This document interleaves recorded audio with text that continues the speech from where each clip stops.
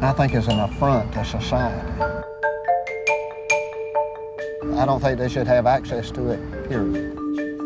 The internet is the great equalizer. What this site does is give these inmates a voice that they did not previously have. My name is Harvey Green.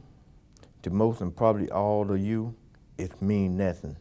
But to the state of North Carolina, it means that I'm a murderer, a killer, and a menace to society. A man without hope or any redeemable qualities. I must confess that I had killed 2 people, but I am not as the state of North Carolina make me out to be. Harvey Green was 39 years old. In 1983, he beat 2 people to death in a botched robbery.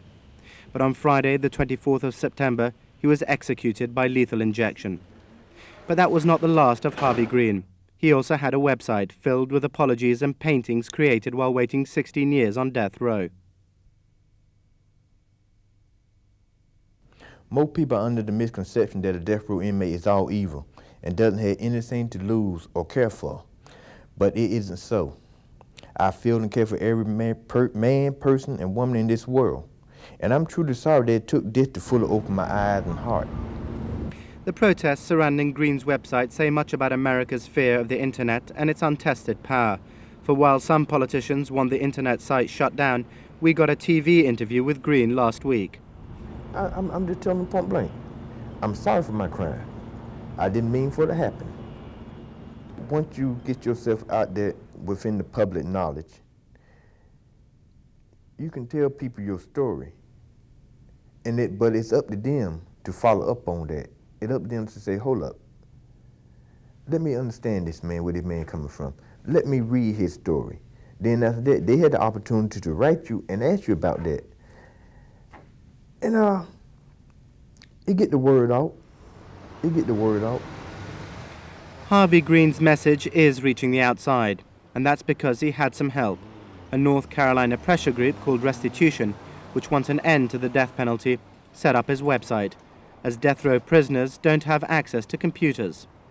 They say it's all about giving a voice to hundreds of death row inmates expelled from mainstream society. They're hated, they're abhorred. They are told that what they have done has made them absolutely so valueless that I guess the kindest thing we could do is to kill them as quickly as we possibly can. When I look at my website, is that I can show the world that they may have been broken once, but look at what they can do. They can be healed. So is this all a touching example of American democracy in action, or more a case of free expression gone mad? After all, everyone from presidents to call girls have their own internet page these days. But murderers are surely different. North Carolina Republicans want to ban Harvey Green's site and deny him the right to free expression. They say killers forfeit their rights once they take someone else's. As far as I'm concerned, when they have murdered someone, they have lost their rights.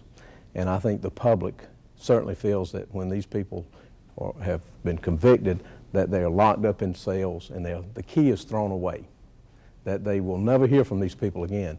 And the internet, through technology today, provides them with an opportunity to have their last say, another say on the crime, on the murder. I think it is it's an insult to the law-abiding citizens of this state and this country. I think the only contact that he should have, or they should have, any individual on death row should have with the outside world is with their immediate family and the clergy, maybe. But then there are those who believe the death penalty degrades America and its claim to be a civilized nation. Free expression, even when produced electronically, is guaranteed by the American Constitution. And if that's the case, then a judicial system which takes life must first give justice.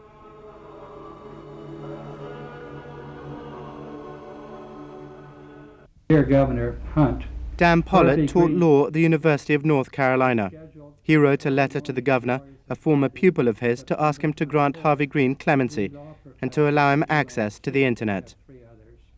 Whatever the prisoners like to do, there's somebody who wants to deprive them of that. And I think that is part of this. Don't let the prisoners communicate.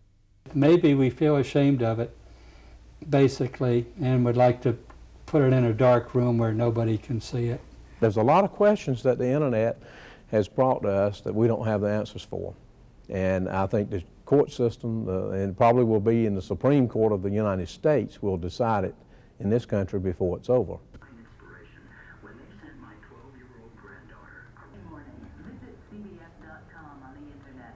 I think this is on the leading edge of what's going to have spread across other states, because I'm sure that organizations like NC-VAN, which is a small part of the national victim assistance network, will pick this up and actually spread it across the country and in the world, for that matter, to find out where are we going to go with this.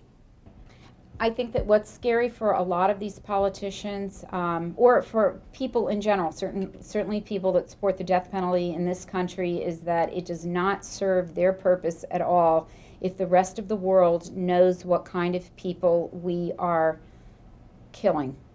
Well, yeah, it is. Like hundreds of other inmates, technology gave Harvey Green a voice beyond death row. This was the first time he'd seen his website. Well, he can say he can ban us, but we ain't got no computers. We can't use a phone. But every man have a right to access to information, regardless. They access our information. They can type in the prison website, read all about us. Why not put our website on the internet and let people type in their own selves to what we got to say? As there was no last-minute change of heart, Harvey Green received 3 deadly chemical injections. The state governor never granted clemency. His death was announced on the internet a few minutes later.